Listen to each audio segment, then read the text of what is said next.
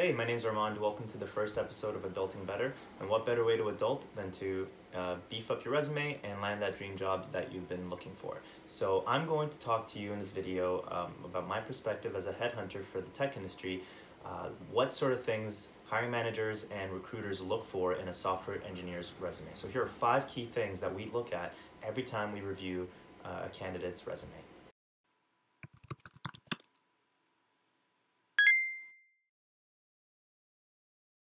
So the first thing I want to talk about is your work experience. So ideally you're going to have your companies listed in chronological order, and you're going to have 2 to 4 points describing what you did at each company and how it relates to the job that you're applying for. It's very important that you tailor your resume to the jobs that you're applying for, and a great way to show what why you're a good fit for the job that you're applying for is to explain exactly that what you did at previous companies relates to what you'll be doing at the company you're applying for. Now, if you're a fresh grad and you've never had any work experience and you're looking for the first job, your first job out of school, there are other things you can do to show that you would be a good candidate for a particular job.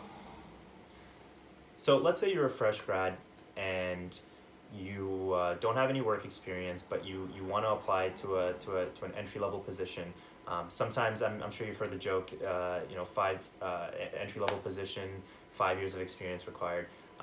And while it definitely sometimes can feel like that, all companies really want to see is that you've done something while you were in school that wasn't related to coursework. So they just want to see that you've built something in your own time. It shows your passion and shows your commitment to the industry that you're in. So did you build a website while you were in school? Great. Put that on your resume.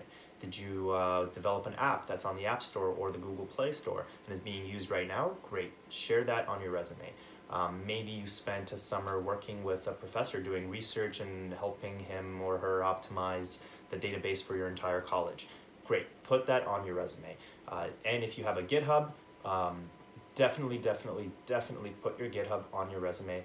Even if you have code samples that you're proud of that you did through coursework, share that on your resume. It will give you a competitive advantage over your competition.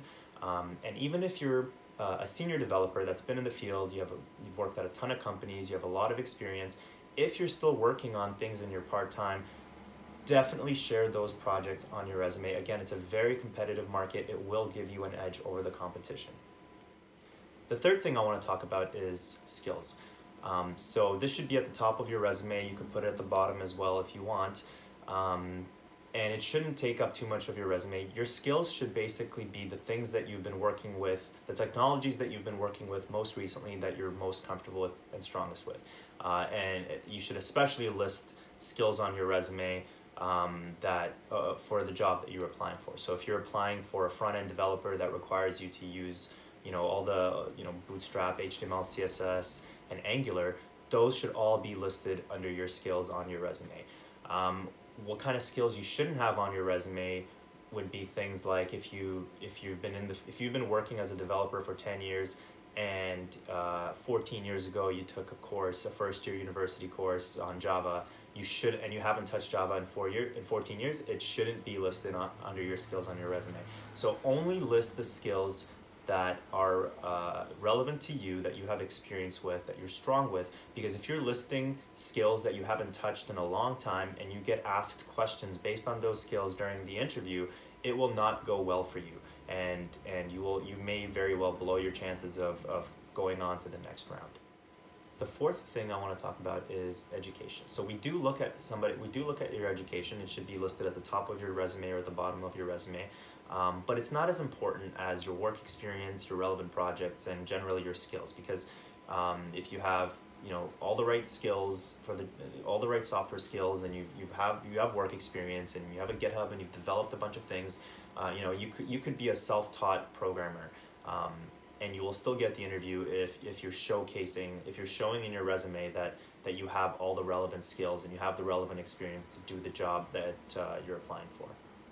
Finally, the last thing that we look at is for a little bit of personality in your resume. So a good friend of mine once said that your resume is like you're knocking on a company's door, and it's all about having the loudest knock, right? So you have to understand that hiring managers, sometimes they get hundreds of resumes a week to screen for, sometimes hundreds a day. So it's important that your resume stands out just a little above, more than all the other candidates that are applying for that position.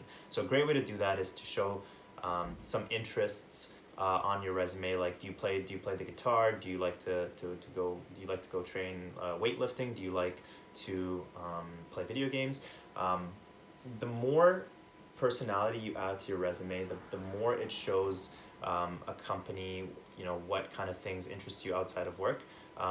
This is especially important if you're applying, let's say you're into video games and you're applying for a gaming company, be a software developer at a gaming company, then of course you're going to want to talk about, on your resume, you're going to want to list gaming as an interest. Or let's say you're applying to a company that sells sports merchandise.